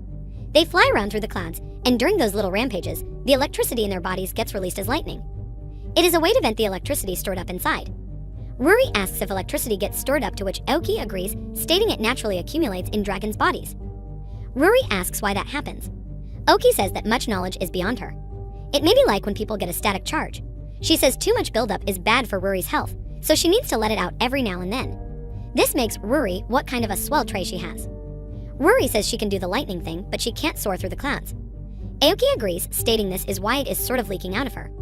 She says that the first accidental outburst wasn't totally a bad thing. That released Ruri's buildup. Plus, now they know this is one of the things she has inherited. However, Ruri will be in trouble if this keeps up. So they need to make sure that these random discharges stop before Ruri figures out how to release the electricity on her own. That buildup could do a number on her body, or worse, she might produce actual lightning. After this conversation, they decide to have something to drink. Ruri asks how is all this gaming going to help, but Aoki says she doesn't know that. It is hard to be sure of anything about Ruri. After all, she is the first ever dragon-human hybrid. Aoki says she figured that if they came here in the meantime, they would be sure to sweat the details and figure out what makes those traits tick. She assures Ruri that it will all work out as she is part dragon after all.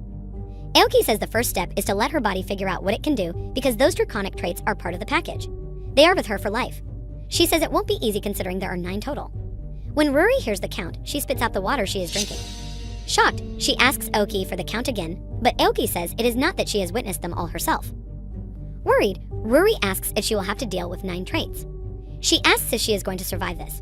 She sighs, saying she could have asked for a number beforehand, but it's on her obviously. She didn't ask about it. Aoki tells Ruri that she will give the full rundown one of these days. However, they can't be sure which ones she actually inherited. Ruri asks if the zappy thing is one of the 9, to which Aoki agrees, stating the fire spewing is also part of it. Ruri asks if human life even going to be an option for her. Aoki assures Ruri that she will be fine, but the worst case would be she can ship her off to her dad and she can live as a dragon. But Ruri denies the offer. Aoki says it was always the plan. She was thinking she would have him look after Ruri for a little while once the traits manifested. But then her teachers at school were willing to help. Ruri says that is news to her like everything else. Aoki asks Ruri not to get her wrong as she likes their life, and if this regular lifestyle works out, more power to her. But she asks Ruri not to let her stop her from picking out her dad, as dragons are a ton of fun. Ruri says she is not going to choose a bio dad she has never even met. She says she will put in the work to act as normal as possible, because a human life is all she knows. Aoki asks Ruri what next they should do. Ruri asks haven't sported out everything in here, but Aoki says they haven't seen any obvious changes in her yet. When Ruri is asking what kind of changes Aoki is talking about, Aoki finds their next adventure. Now, they get busy playing table tennis. They are playing normally, but Ruri is panicking at the same time. She throws the ball too far away. Aoki says full power isn't the way. She shows some pointers to Ruri, stating hips low, her arms should be tucked, she lean forward a little, and swing up at an angle using her hips. Aoki tells Ruri that she shouldn't be smacking it, but just sort of bouncing it back. With that, she helps Ruri play table tennis a little better. She asks Ruri to do the same thing when the ball is coming at her.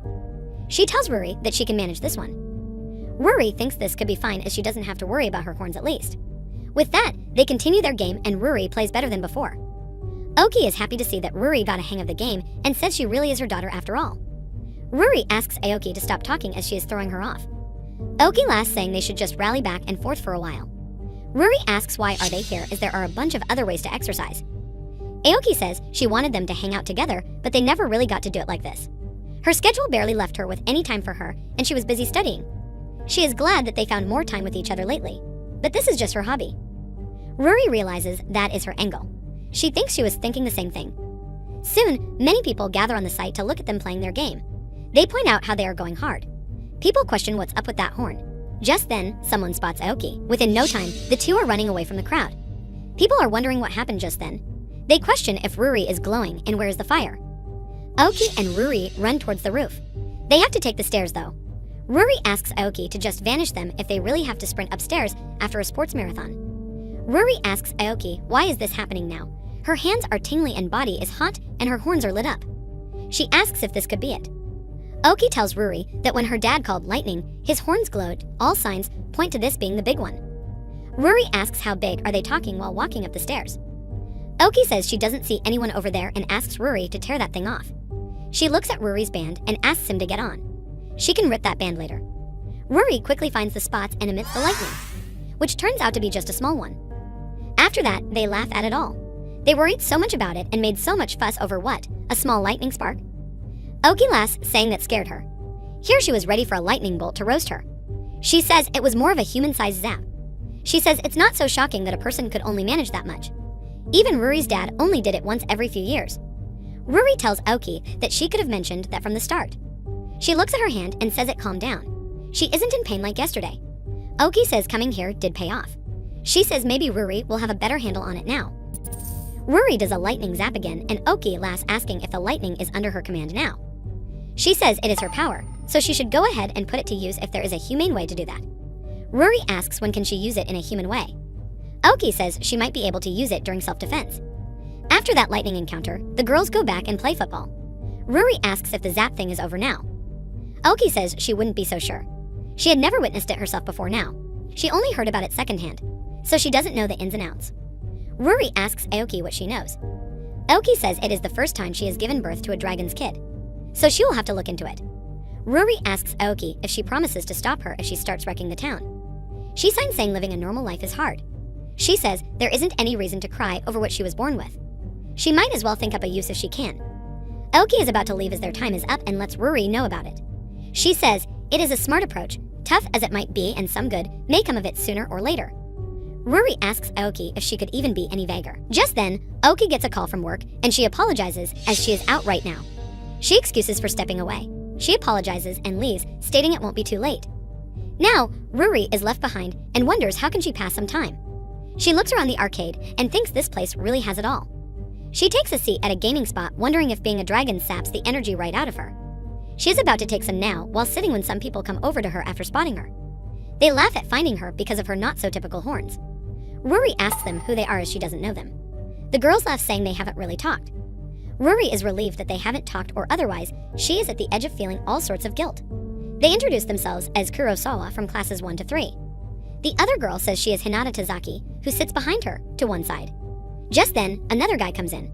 He asks what is she doing here sitting all alone.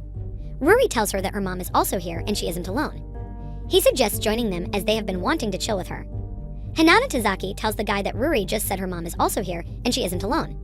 Just then, Aoki comes in and asks Ruri to join the friends and have some fun. Kurosawa runs towards Aoki, stating it is good to see her again. Aoki says her lower back is done for the day and Ruri might as well pal around with friends instead of her boring mom. While Ruri is visibly exhausted, Aoki says she looks positively thrilled about all this. Ruri says she isn't trying to be rude, but she is kind of wiped out from hours of fun. The guy asks going downstairs and playing over there. With that, they all go downstairs and play bowling. Ruri throws the ball, but it lands into the gutter. The guy laughs, saying it is quite impressive that her gutter ball streak can't stop and it won't stop. Kurosawa also laughs, saying Ruri is really bad at bowling. Then she decides to try it next. The guy encourages Kurosawa, asking her to ace this with a home run. Ruri guesses this sport has built-in brakes. After that, while taking some pictures, the guy asks Ruri if she is here for some special reason. Tazaki says she already told us that she is hanging out with her mom and asks the guy to try and listen to her at least once. Tazaki says she could never hang out with her parents as they are quite boring. Ruri says they can all say that she is training. Kurosawa asks if she is trying to be the best dragon she can be. Ruri says they can say that, and this is pretty much it. The guy laughs and asks Ruri, once she becomes the mighty dragon or whatever, would she mind if he hop abroad for a flight? Kurosawa asks the guy if she looks capable of that. She asks him to try and use a single cell of his brain. Ruri stands up, stating that is cool, and says she can give free flights for everyone once she can. Kurosawa is shocked to hear that and asks Ruri if she means it. The guy says she might be just messing with them. But Ruri says she will, but she has a favor to ask in return. She says next time when they are here, they should message her so that she can join the fun. Kurosawa is happy to hear. The guy asks Ruri if she is sure about this, as she only managed to knock down 6 pins. Ruri asks what if she throws a strike next. The guy says there is no need for that, as it is just some bold claims. He says 1 strike is a ticket to join them though, and Ruri accepts the challenge. With that, Ruri takes the ball and strikes, as she said, winning the new friend group. Her mother is sitting close to them and looking at them. Oki is happy for Ruri as she managed to win the challenge. After all the playing, the next day when Oki goes to Ruri's room to wake her up for lunch, Ruri is exhausted as her body is broken because of all the playing. The next day, Ruri is getting ready to go to school while it is heavily raining outside. She tries to wear her vest, but it gets stuck in the horns and is torn into pieces. Already getting late, Ruri ditches the vest and hurries to catch the train. When she reaches the bus station, she sees her best friend, Yuka. Yuka asks Ruri where is her vest, to which Ruri explains the trouble she had to go through because of the horns. She will have to go and buy a new vest now. Once seated on the bus, Yuka asks Ruri if she has been good. Ruri explains that she is good now. Yuka asks about the lightning situation that occurred last week. She asks if Ruri told her mom about this. Ruri replies saying her mom explained it, somehow while making a concerned face. Worried, Yuka asks Ruri if it is that intense. Ruri tries to not answer Yuka's questions, but Yuka simply asks Ruri to stop dodging her questions. With no choice left, Ruri finally explains that her mom doesn't think they have to worry about the electricity itself. It is not such a huge deal right now. Yuka asks more about it, and Ruri finally tells her everything she has been hiding. Shocked, Yuka gets concerned and says she would call this pretty intense, like a natural disaster. Ruri says she shouldn't probably blab to everyone about it. She says even then there is no guarantee she could ever actually summon a bolt. Yuka takes her bag and says it sounds like she is good for now. She bet Ruri will figure something out before then. With that, the 2 girls come out of the bus and head towards the school. Ruri has so much on her mind right now. The 2 are walking when someone calls them from behind. It turns out to be the silly Kashiro. Kashiro comes under Ruri's umbrella, asking if she can keep her dry. Confused, Ruri looks at Kashiro and asks what happened to her pigtails. Kashiro laughs it off and says it is a funny story, more annoying than funny. The teacher is always like, take your hair down, dye it black again, or ditch the earrings and all that jazz. Ruri says it is wild that Kashiro got away with it all for so long. She asks if the pigtails are what, pay the price? Kashiro agrees, saying no matter what she is hot anyways. Yuka praises Kashiro for her confidence. Just then, the 3 come across Maida. This causes tension in the air between Maida and Ruri, as Maida runs away from the place. Yuka notices this and asks Ruri what's wrong. Kashiro asks if the girl was Maida. Awkward, Ruri explains that Maida just doesn't like her guts. Yuka asks what the reason behind this dislike, to which Ruri says she doesn't know. But it feels like she somehow wronged her. After that awkward encounter, they head towards the classroom where she finds the guy Ruri met on Saturday. He says that Saturday was fun. But Ruri doesn't say much about this and enters the class where her classmate asks if she has picked an elective yet. Ruri, who has zero clue about what is happening, asks the guy what are they electing. The guy replies saying she has to choose a special course. He asks how does she not know about this. Just then, the teacher also comes in and greets everyone good morning. He is quite tired today. He tells the class that the forecast calls for rain all week, so don't lose those umbrellas. With that said, he decides first to do the announcements. He says, like he mentioned the other day, don't forget that they have got the big sports day coming up. Training will start soon, so psych themselves up for that.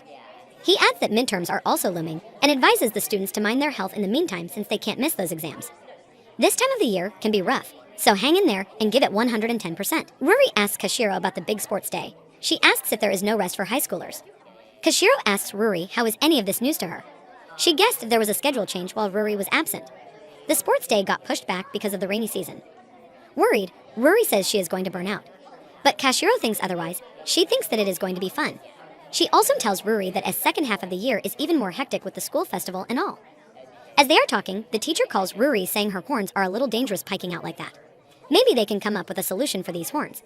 He suggests having a chat later today. Ruri agrees as she also knows she has some horns she has to deal with. And like that, the bell rings and a teacher leaves.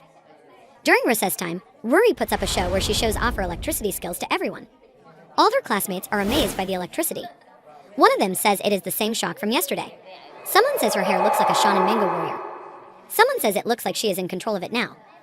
Ruri explains that she was practicing like crazy yesterday, and maybe she was getting the hang of it, but then she got in trouble for doing that in the house. She gets a flashback of her mom scolding her for practicing the electricity situation inside the house. Ruri ties up her hair when a guy asks her if she is feeling okay now. Ruri replies saying it seriously hurts. Someone asks what is the science behind it. Ruri replies saying she doesn't know how it works. Maybe it is something like a special organ that builds up electricity. It is Psy-like, always sucking up and storming static from the air. Her classmates say she seems like a portable charger. Ruri adds that the buildup is like poison for her body, so having this trait means she has to let the energy out sometimes. That's the story behind those spooky zaps last week. Someone compares these zaps with a fart as zaps are simply letting the energy out. Kashiro insists on touching the horn while they are static. But Ruri says she doesn't mind, but Kashiro will get zapped. The guy asks what is even the point. There is going to be a reason for it. Otherwise, why have a trait that hurts her? But Ruri simply says she doesn't know. Better go ask a dragon. Just then the bell rings and everyone goes to their seats. Soon, a girl comes inside the class and tells Ruri that the teacher asked for her to meet him in the staff room. With that said, Ruri leaves the class and goes to the staff room. She asks one of the teachers about Mr. Takemoto, who seems to be all the watch shoved in the corner of the room. As she goes to see him, the rest of the teacher look at her and asks if she is the girl with horns. Ruri asks Mr. Takemoto if he wants to see her. The teacher tells Ruri that her mom filled him in on the electrostatic discharge. Awkward, Ruri asks if her mom told him everything. The teacher asks if this is all true. He says he couldn't stop laughing after hearing about the truth. But he has also heard she has got a plan. Ruri agrees, stating she guesses it can be called a plan. The teacher says from the school's perspective, he thinks it would be best not to rock the boat and just wait for the excitement to pass. He asks Ruri if she wants to keep this all a secret. Ruri says she wasn't planning to keep it a secret. The teacher says it is up to her what she wants to do with this. It is not his place to bring it up, so when she is ready, let them hear it from her. Ruri agrees to let everyone know about her reality. The teacher tells Ruri that this isn't the actual reason he called her. He says he wanted to chat about the sports day. He asks Ruri if she is leaning toward a particular event or not so much. Ruri replies saying she isn't a fan of sports or moving her body at all. The teacher says this is just what he wanted to hear. He says they just have to consider her horns, so he has a suggestion. He asks Ruri how would she like to join the Sports Day Action Committee. Confused, Ruri stands there thinking about what she has gotten herself into. Ruri replies saying she doesn't know what is that Sports Day Action Committee. The teacher says this is just what it sounds like. The committee is tasked with planning and executing the big Sports Day event. He is the staff advisor to the overall athletics council, and he has been looking for an extra helper. Normally, it would be a student council member or someone already on the action committee, but they are short-handed this year. So he was hoping Ruri would like to help him out. Ruri asks why would he dump this all on her of all the people. The teacher tells Ruri that she is perfect for the job. Ruri asks exactly, what about her Scream's event planning? The teacher says plenty of members of other committees and clubs are already in the mix, so he wants someone affiliated to join the team. Ruri asks if she has got nothing but time on her hands. The teacher says more or less, most of the class is already involved at school. Ruri declines the offer, saying this isn't her thing. Plus, she would end up being the center of attention with these horns and all. She asks if he thinks it makes sense to toss her into the deep end out of nowhere. The teacher agrees, saying having someone as special as her involved will only add to the hype for the event. Shocked, Ruri asks what is she, a carnival act. The teacher says those horns limit the athletic events she could even join. So this is the best way she can take part, making the most out of an unusual situation.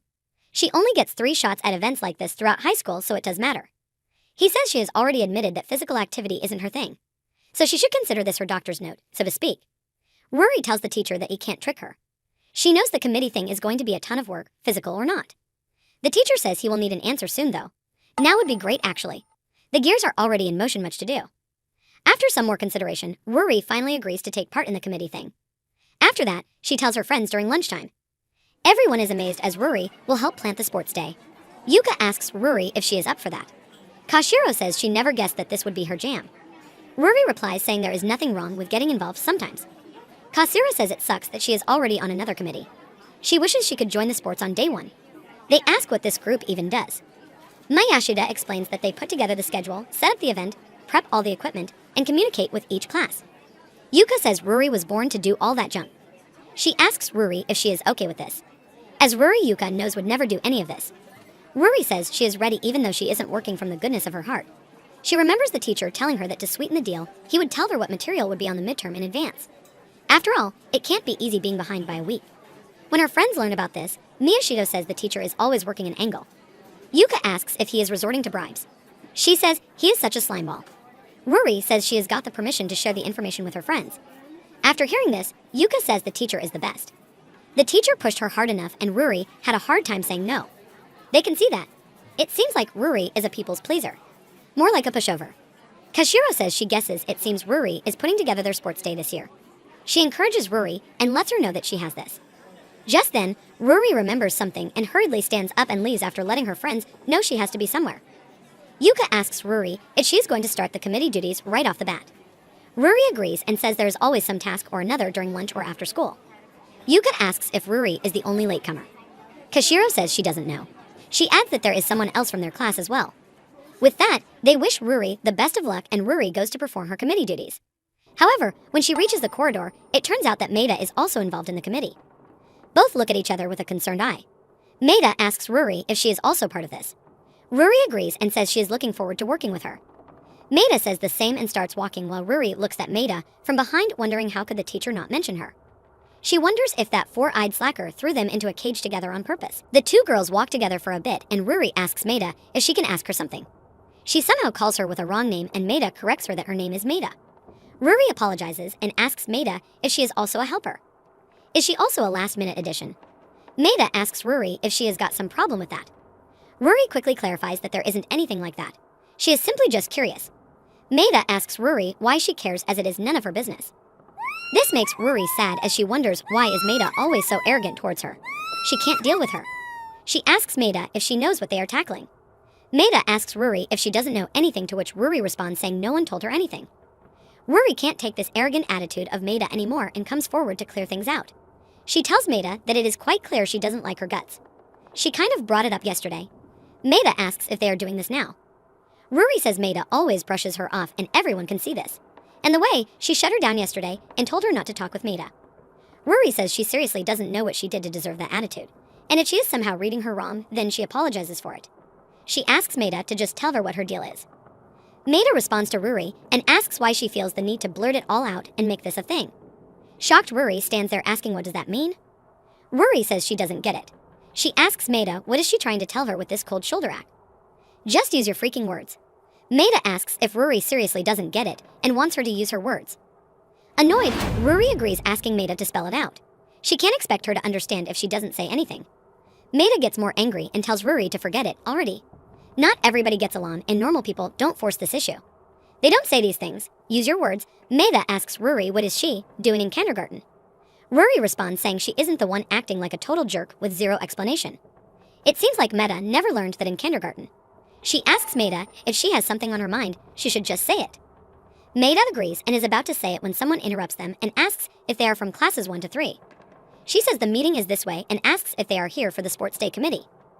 With that, the two girls stop their argument and towards the meeting. The girls let them know that they can come straight to her or Kosaka if they are confused about anything. Ruri thinks she is glad for the interruption. They were this close to throwing down. They too enter the classroom already filled with tons of students. Ruri and Maida introduce themselves as students from classes 1 to 3. The students look at Ruri and comment about her horns. They wonder what is going on. They wonder if they sell hairbands like that. Someone questions if she is the one who spat actual fire. This whole time, Ruri sits there trying to avoid the comments towards her. Just then, a girl asks Ruri if those things are growing in her head. Someone asks what's the explanation behind this. They wonder how can someone grow horns. Maida replies to them by saying it is just who she is, and it is not a big deal. The students ask Maida if she means some people just have horns. Maida agrees, saying sure, why wouldn't they? Ruri is a little surprised to see that Maida is sticking up for her. She thanks Maida for her help. Maida says she wasn't involved with any clubs or committees, so she volunteered for this one. She wanted to do this, and that's all. So that is the answer to what Ruri asked earlier.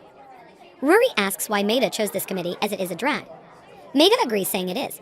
She adds, but why not? Why not pitch in and plan something the whole school enjoys? It is like making something fun for everyone. Just then, a guy decides to start the meeting. He says they have 2 newcomers from class 1 to 3. He asks if they would care to tell everyone who they are. Maida introduces herself as Akari Maida, and Ruri says she is Ruri Oki. The girl sitting next to the boy asked if their teacher told them that the girl with horns would be joining. The guy asks if he wants a joke. Maida says the story is that Ruri is a human-dragon hybrid. The girl introduces herself as Makoto Ryuzaki, the student council vice president, and the guy, Shikuma Kosaka, is the student council president. Ruri is stunned to see that Makoto is the vice president. Maida reminds her that learned that at the entrance ceremony, but Ruri knows nothing about it. Makoto says that today's action items are to pick up where they left off and start planning the venue logistics. Kosaka decides to run through this and get out of there. The meeting is being held when Maida asks Ruri if she wants her to use her words. Maida says the truth is she doesn't like Ruri. Ruri asks the reason for disliking her. Maida replies saying it is because Ruri doesn't care about other people. After that, Ruri goes to the rostrum and reads out from the paper that the Action Committee has some updates for everyone about Sports Day. This week, they will begin preparing for the big event. In a moment, they will receive the schedule for the day of sports. Look it over, because athletes for each activity will be chosen at the grade council today. In particular, the rosters for ball games will be primarily selected from the existing teams and clubs. Next, each class will create a backdrop. This is a joint effort, so start thinking up possible designs. One backdrop will be chosen as the winner. Ruri is announcing everything to her class, while one of the guys from her class says Ruri is rocking this. Kashiro says she seems to be the right girl for the job. Who knew she would be better to deliver this boring information all matter of fact? Maida stands next to Ruri while Ruri finishes her announcement.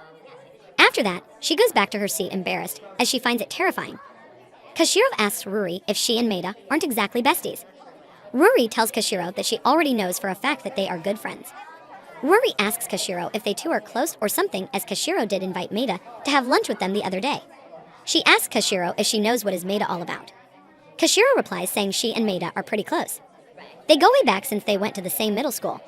She says she knows Maida inside and out, but what she doesn't know is why she wants nothing to do with Ruri. She asks Ruri if something has gone down. Ruri replies saying she asked Maida straight yesterday. It turns out Maida doesn't like her because, according to her, Ruri doesn't care about other people. Ruri adds that she was too scared to follow up after that. Kashiro laughs hard, stating this is classic Maida. She says it is wild that Ruri asked Maida straight on her face. Kashiro says this is just how Maida is, and asks Ruri not to let this get to her. Maida is a blunt object, or she could say Maida is direct and honest if they are being charitable. She says she best Ruri can relate. It is kind of cute that Maida stares daggers into people. She says that's why she thought Ruri would get along, but she was so wrong. Ruri asks where is the logic there. Kashiro says Maida isn't the total monster though and suggests talking to her. With that, Ruri continues studying for the time being. After some time, she hears Yuka asking to workshop whatever they have got. She asks them to show her so that she can at least offer feedback. It turns out she is talking to Ruri. When she looks at her notebook, Yuka says Ruri has just put words in a box. Ruri replies saying Yuka said whatever, so there is her whatever. Yuka says nobody said that graphic design was easy. Ruri asks Yuka not to waste her time on this. Yuka says to take the lazy way out when Ruri is putting real thought into it. Ruri says she is on the committee. She got to at least show everyone a sample. She needs to show something like a template. Yuka says it is not like there is some right answer for this. She asks Ruri if they gave her any old examples or references. Ruri agrees and takes out the templates. Just then, a girl comes to Ruri asking if she would like to check her designs and give some feedback. When Ruri looks at the designs, she points out that it was fast and she likes the designs. Ruri thanks the girl and asks if she can hang on to these as she might need them. The girl agrees and Ruri tells her that she didn't realize she was this good with graphic design. The girl says it is pretty fun. Yuka looks at the designs and says the designs are really good. She wishes Ruri the best of luck for the next year. Yuka realizes that it looks a lot like the one from 2 years ago. Kind of a different vibe though. Ruri says they are too similar. They are all very good. Yuka says maybe everyone's creativity will start flowing once there is a top contender.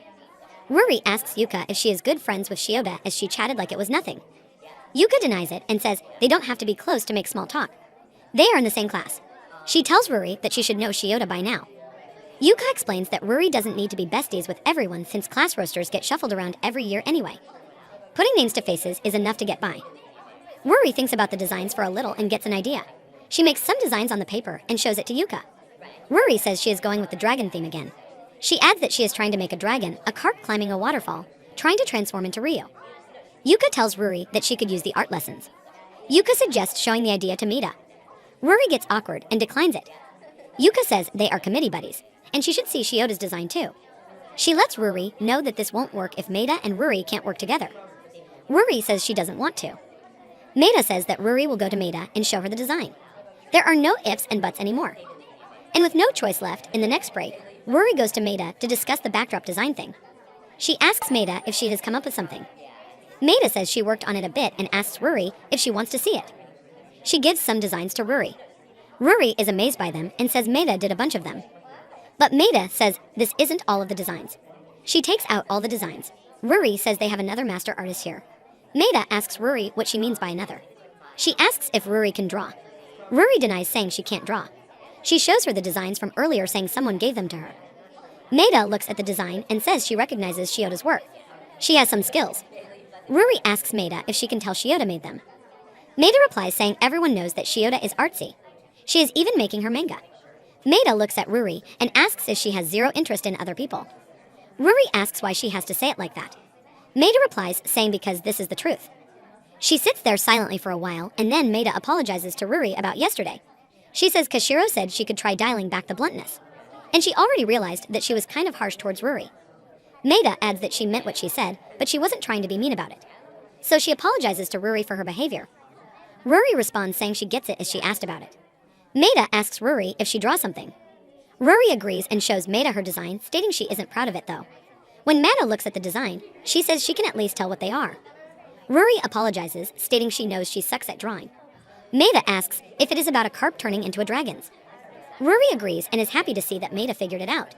Maida says fish struggling up the waterfall. Surely that vibes well with the sports theme. She suggests bringing Ruri's idea to the discussion today. With that, they have a meeting with the committee.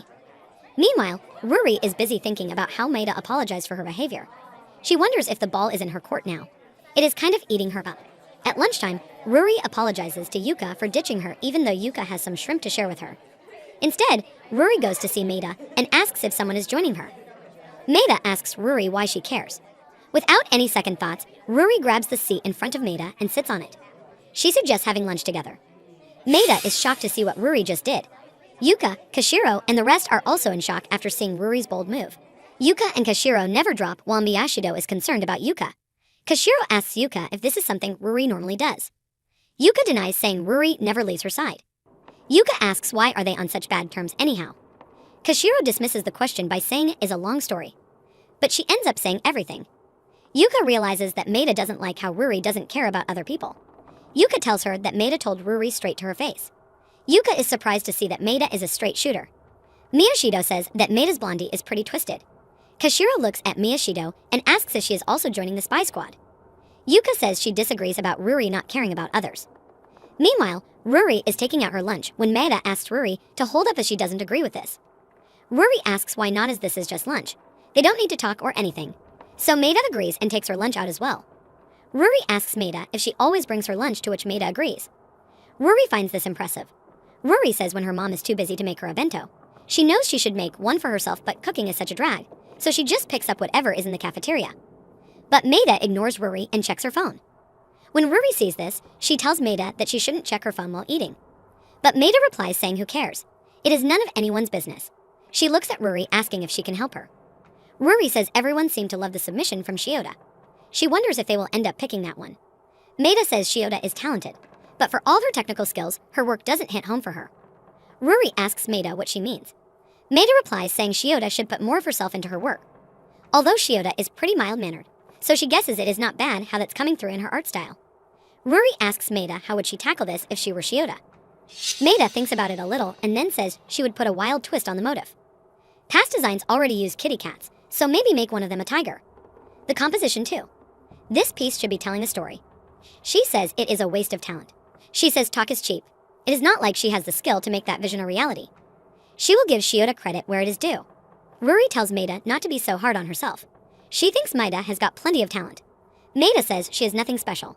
They are having a conversation while Kashiro and the rest listen to their convo. Ruri asks Maida if she has heard she is friends with Kashiro. Maida agrees. Ruri says she heard they went to middle school together and that they are close. Maida asks Ruri who exactly told her that. Ruri responds, saying Kashiro herself did. Maida asks what fantasy world is Kashiro living in. She says she doesn't consider them close and never has. It has always been a one-way street with her and Kashmir. That doesn't constitute a friendship. She adds that this is all Kashiro's shtick. And those multicolored pigtails, spare them, please. A hug weirdly latched onto Ruri. Meanwhile, Kashiro is getting embarrassed as she hears everything. She is about to cry as she thought they were tight. She also wonders what is wrong with her hair. Maida says she doesn't like Kashiro either. Ruri asks why not, as Kashiro is a nice person. Maida says that the sugary puppy dog act is fake. It creeps her out. Sure, she is all smiles and funsies, but one has no idea what she is thinking. She says she might be nice though. Ruri asks Maida how she explains what she exactly has against her. She says she wants specifics. Maida gives a sharp look to Ruri while Yuka, Miyashita, and Kasiro get ready for some more tea. Maida says she keeps wondering what kind of a person asks for more details on why someone doesn't like them. She asks why pick at the wound like that. Ruri agrees, saying she doesn't want to know that, but she wants to know about Maida, whatever she wants to share. Maida asks Ruri if she is sure, as she doesn't exactly mince words. How should she dig at that wound? Ruri asks Maida to lay it on her. Stunned, Maida asks Ruri if she is being for real. Maida begins to talk about Ruri. She first targets Ruri's eyes. She says she is not the one to talk about them. Ruri says she has one before and asks if her eyes are that bad. Maida says Ruri gets a serious case of angry eyebrows when she talks to people she doesn't know. Before she knew better, she thought Ruri was giving her a stink eye. Ruri apologizes for that. Maida adds that ever since the day Ruri showed up with horns, she also had those slit pupils. Those freak her out.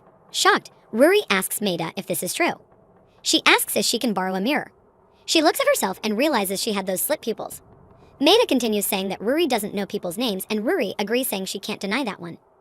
Maida says Ruri also gives zero sense of personal space. She says she also doesn't like how Ruri and Yuka have been joined together since the school started in April. She says it is full-on creepy and super gross. She says Ruri runs to Yuka crying over everything like Yuka is her mom. That is a major codependency issue. And that's why they can't make any other friends. The dynamic do, forever in their little worlds, talking smack about everyone else. She says that is some childish behavior, but Ruri needs to grow out of this and learn to communicate. Maida says she can't stand all that crap, and she wanted nothing to do with Ruri. Meanwhile, Kashiro is enjoying Ruri's conversation with Maida while eating their lunch. Kasiro says that it is harsh as no one says such stuff out loud. Miyashita also agrees while Yuka asks to lay off her. Maida asks Ruri if she is happy now.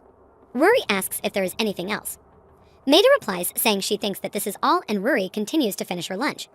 Maida looks at Ruri and asks if she isn't going to mount a defense. She says she is willing to hear Ruri out. Ruri says she is kind of at a loss for words right now. She adds that just so they are clear, Yuka is not like her at all. Yes, she does stick to Yuka like glue, but she isn't the only one in Yuka's world. She is a pro at making friends, and she has got plenty of friends beside her.